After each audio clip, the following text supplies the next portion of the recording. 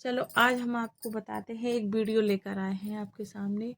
ये cartoon video है। इस वीडियो से आप लाखों रुपए कमा सकते हो और पूरा वीडियो वॉच करके ज़रूर देखना, तब आपको जाकर समझ में आएगा कि आपको वीडियो कैसा लगा। चलो अब आगे की ओर चलते हैं। आप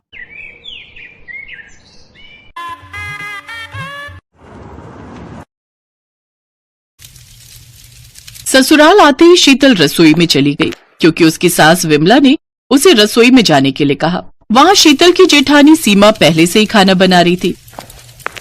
क्या हुआ, आते ही माँ जी ने रसोई में भेज दिया ना? हाँ दीदी, चाय बनाने के लिए कहा है माँ जी ने। समझ गई, चाय बना लेती है ना? हाँ दीदी, मैं बहुत अच्छी चाय बनाती हूँ। आज ऐसी चाय बनाऊंगी ना कि माँ जी फिदा हो जाएंगी मुझ पर। ये सुनकर सीमा जोर जोर से हंसने लगी।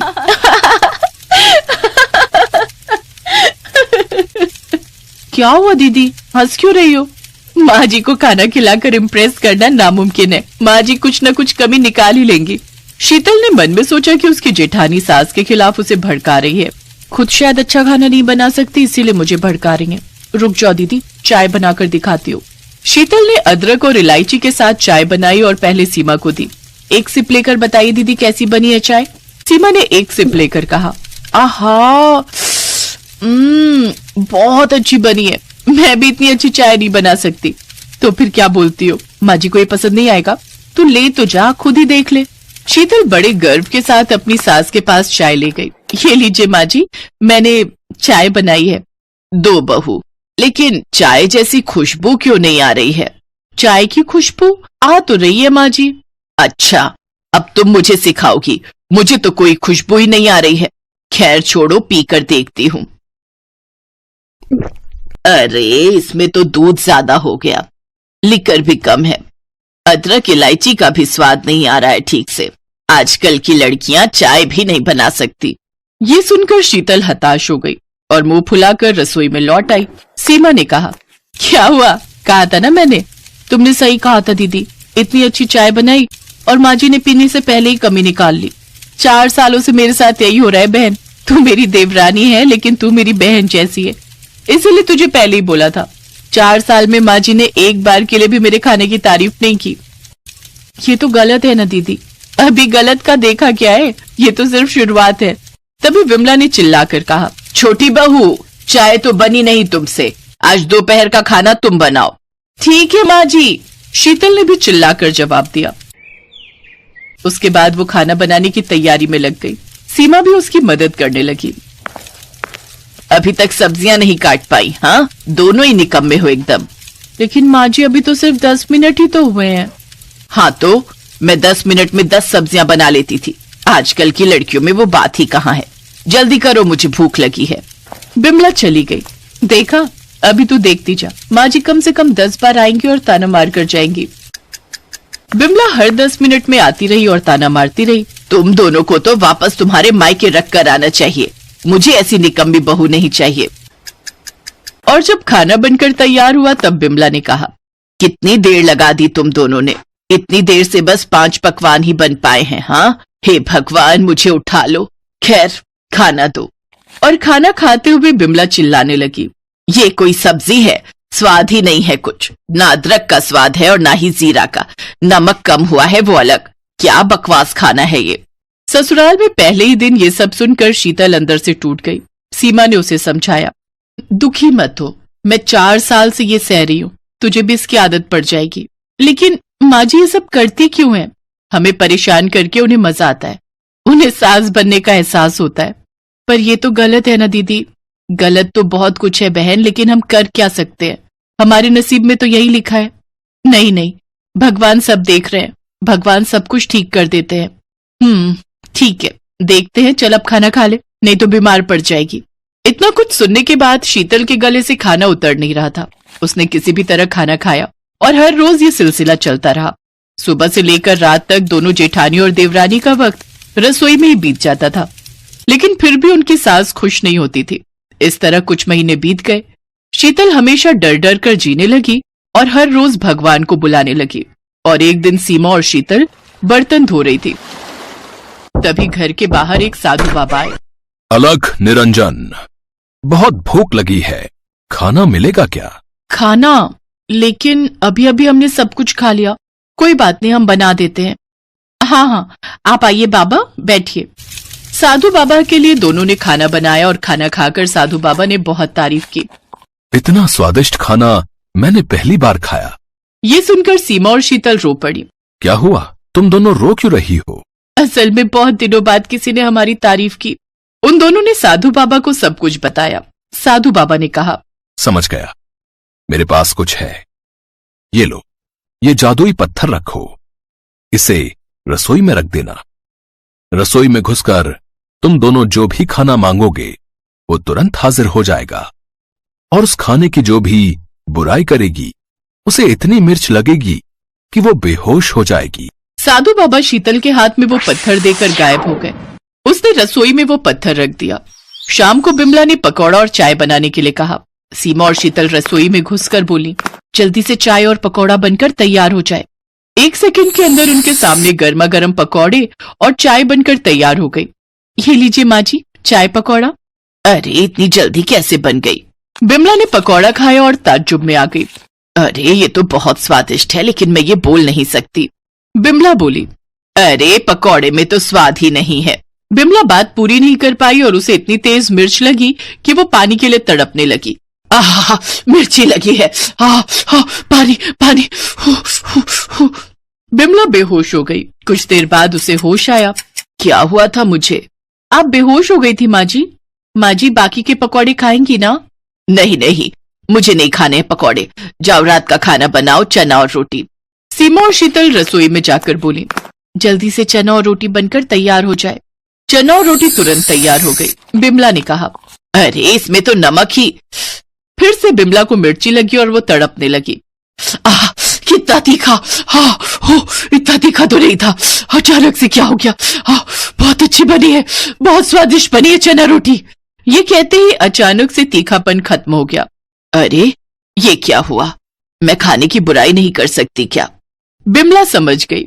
उसके बाद से उसे हर बार तारीफ करनी ही पड़ी, और इसी तरह जादुई पत्थर की वजह से देवरानी जेठानी की रसोई जादुई बन गई और उन दोनों को सास के ताने से मुक्ति मिल गई।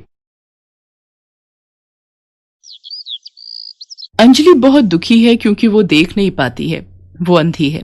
अंजलि बचपन से ऐसी नहीं है। बचपन में वो देख सकती थी, लेकिन एक दिन उसके साथ एक हादसा हो गया। एक दिन स्कूल जाते समय रास्ते में एक गाड़ी ने अंजलि को जोर से धक्का मार दिया और अंजलि के सर के पीछे वाले हिस्से में चोट लग गई। उसे अस्पताल ले जाया गया, लेकिन डॉक्टर साहब ने साफ साफ कह दिया, देखिए, लड़की तो बच जाएगी, लेकिन वो कभी भी देख नहीं पाएगी क्योंकि उसकी दोनों आंखें खराब हो गई हैं। उसके बाद से अंजलि अंधी हो गई। उसके माता पिता ने बहुत कोशिश की, बहुत सारे डॉक्टर भी दिखाए, लेकिन कोई फायदा नहीं हुआ। अंजलि अभी 25 साल की है। वो खुद का काम भी नहीं कर सकती है। उसकी माँ बिमला हमेशा उसके साथ रहती है। उसके पिता का नाम मनोहर है। मनोहर एक दुकान चलाता है और उसी से उन लोगों का घर चलता है। मनोहर और बिमला को बस एक ही चिंता है, सुनिए जी, हमारी बेटी 25 साल की हो गई है, अब तो उसकी शादी करवानी ही पड़ेगी। हाँ बिमला, वो तो है, लेकिन एक अंधी लड़की से कौन शादी करेगा? उसके लिए हमें दहेज में बहुत सारे पैसे देने होंगे। हमारे पास एक वो दुकान ही तो है, उसे गिरवी रखना होगा। इस तरह बिमला और मनोहर अंजलि की शादी को लेकर आपस में बात कर रहे होते हैं कि अंजलि ये सब सुन लेती है। वो एक छड़ी से रास्ता नापते हुए बिमला और मनोहर के पास जाती है और कहती है, माँ, दुकान गिरवी रखने की कोई जरूरत नहीं है। मेरे लिए आप लोग दुकान क्यों गिरवी रखेंगे? बेटी, हम तेरे माता पिता हैं, हम वही करेंगे जिसमें तेरा भला हो। तेरी शादी तो हम करवा के रहेंगे। अगले दिन मनोहर दुकान गिरवी रखकर बहुत सारे पैसे घर ले आता है और शादी के लिए 10 लाख रुपए दहेज देने का ऐलान कर देता है। ये खबर चारों तरफ फैल जाती है और अंजलि के लिए एक रिश्ता आता है। लड़के का नाम सुबोध है और उसकी माँ का नाम जानकी, और सुबोध की बहन का नाम पायल है। तीनों मिलकर अंजलि को देखने आते हैं। अंजलि अंधी होने के बावजूद सज धज कर उन लोगों के लिए मिठाई ले आती है। उसकी शादी पक्की हो जाती है। मनोहर जानकी को दहेज के 10 लाख रुपए दे देता है और कुछ ही दिनों बाद अंजलि और सुबोध की शादी हो जाती है। अंजलि ससुराल चली जाती है। पहले के 2-3 दिन तो अच्छे से ही गुजरते हैं, मगर उसके बाद वाले दिन जानकी अंजलि से कहती है, बहू, जाओ जाकर मेरा कमरा साफ कर दो। लेकिन माँ जी, मैं तो अंधी हूँ, मुझे कुछ भी दिखाई नहीं देता। तो क्या तुम्हें सर पर बिठा लें? तभी वहां पर अंजलि की ननद पायल आ जाती है और कहती है, भाभी भूल मत जाना कि ये तुम्हारा ससुराल है, मायका नहीं जो तुम हमेशा बस आराम करती रहोगी। यहाँ रहना है तो घर का कुछ काम तो करना ही पड़ेगा। नहीं नहीं पायल, मैं आराम नहीं करती हूँ, वो तो मुझे कुछ दिखता नहीं है, वरना काम करने से मुझे कोई एतराज नहीं है। अब जानकी चिल्लाना शुरू करती है। चुप रह कलमुही, कामचोर कहेगी, हमेशा बस अंधी होने का फायदा उठाती है। जो बोल रही हूँ वो चुपचाप सुन ले, नहीं तो मार मार कर यहाँ से दफा कर दूंगी। ये सुनकर अंजलि घबरा जाती है, साथ साथ उसे बहुत डर भी लगने लगता है। डर के मारे वो बड़ी मुश्किल से चलते हुए जानकी के कमरे में जाती है और झाड़ू से कमरा साफ करने लगती है, लेकिन उसे तो कुछ दिख ही नहीं रहा था। ऐसे ही साफ करते करते झाड़ू टेबल पर रखे हुए फूलदानी से जाकर टकरा जाती है और फूलदानी नीचे गिरकर टूट जाता है और उस आवाज से जानकी और पायल वहां दौड़कर चले आते हैं। हाय हाय, सत्यानाश कर दिया, तोड़ दिया, मेरा सब कुछ तोड़ दिया। अंजलि रोते हुए माफी मांगने लगती है। माफ कर दीजिए, मुझसे गलती हो गई है, मुझे पता ही नहीं चला कि वहाँ कुछ है, मैं तो अंधी हूँ। फिर से वही बात, माँ भाभी ऐसे नहीं सुधरेगी। ये बोलकर पायल 2 डंडे लाती है और दोनों मिलकर अंजलि के ऊपर प्रहार करने लगते हैं। अंजलि रो पड़ती है। उसी रात को जब सुबोध घर लौटता है तब अंजलि उसे सब कुछ बताती है। ये सुनकर सुबोध अपनी माँ और बहन को ही सपोर्ट करता है। अंजलि समझ जाती है कि ये लोग ऐसे ही हैं। उसके बाद से हर रोज अंजलि के ऊपर अत्याचार चलता रहता है। कुछ दिन बाद सुबोध जानकी से कहता है, माँ आपने दहेज के लिए शादी करने को बोला, मैंने कर लिया, मगर मैं नंदिनी से प्यार करता हूँ, मैं उससे शादी करना चाहता हूँ। माँ मुझे पता है बेटा, मगर उसके पहले इस अंजलि का कुछ करना पड़ेगा। मेरे पास एक आइडिया है माँ। पायल आइडिया बताती है और सभी वो करने के लिए राजी हो जाते हैं। अगले दिन सुबोध अंजलि को एक अच्छे आंखों के डॉक्टर के पास ले जाने के बहाने घर से दूर ले जाता है। वो अंजलि को लेकर एक जंगल में पहुंच जाता है। घना जंगल, चारों तरफ कोई नहीं है। अंजलि को कुछ अजीब सा लगता है। वो कहती है, ये तुम मुझे कहाँ ले आए हो? आसपास और कोई इंसान नहीं है क्या?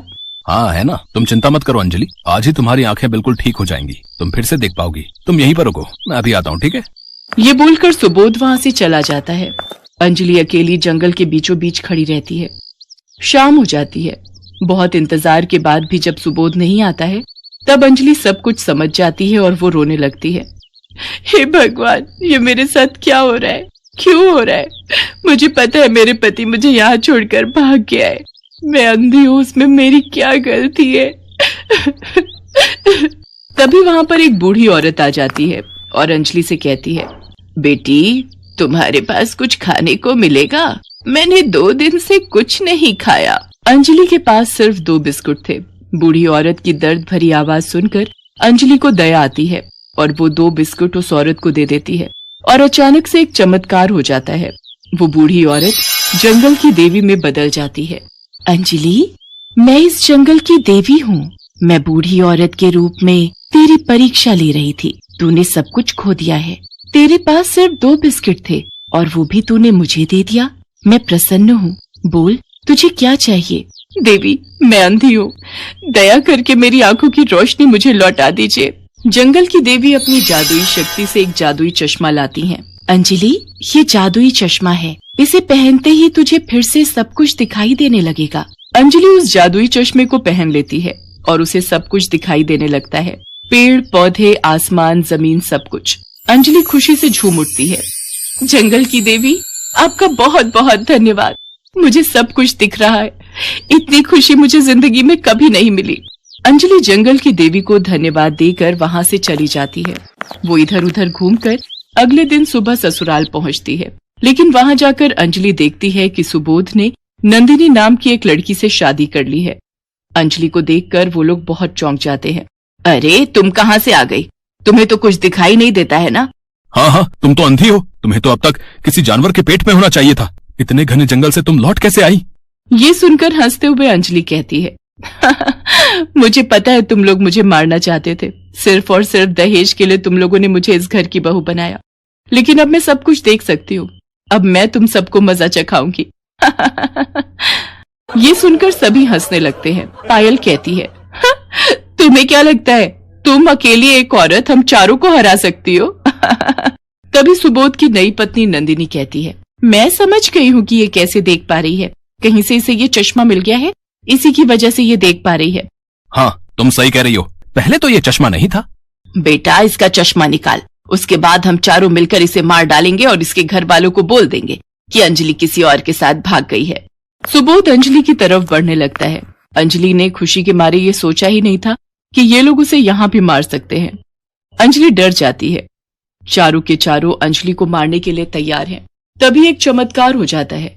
अंजलि के जादुई चश्मे से एक चमत्कारी रोशनी निकलती है और उस रोशनी में चारों जलकर भस्म हो जाते हैं। आह, बचाओ! ऐसे ही दर्द से तड़पते हुए चारों का खेल खत्म हो जाता है। अंजलि को इंसाफ मिलता है। उसने नहीं सोचा था कि उसका ये जादुई चश्मा ऐसा भी कर सकता है। वो मन ही मन जंगल की देवी को धन्यवाद देती है और इसके बाद वो अपने मायके लौट जाती है और अपने माता पिता को सब कुछ बताती है। वो लोग अंजलि को सपोर्ट करते हैं और ऐसे ही अंजलि अपने जादुई चश्मे के साथ खुशी खुशी रहने लगती है। हेलो फ्रेंड, देखा तो आपने कितना अच्छा वीडियो बना है कार्टून का। ऐसे ही वीडियो लाने के लिए आप मेरे चैनल को सब्सक्राइब करना, शेयर करना और बेल आइकन दबाना ना भूलें, ना ये नोटिफिकेशन नहीं आएगा। ऐसे ही अच्छे अच्छे वीडियो मैं आपके लिए लाती रहूँगी। और अब हम आपसे विदा लेते हैं, चलते हैं। थैंक यू सो मच इतना प्यार देने के लिए मेरे चैनल को, और मेरे वीडियो को ऐसे ही प्यार देते रहना, ऐसे ही अपना सपोर्ट बनाए रखना।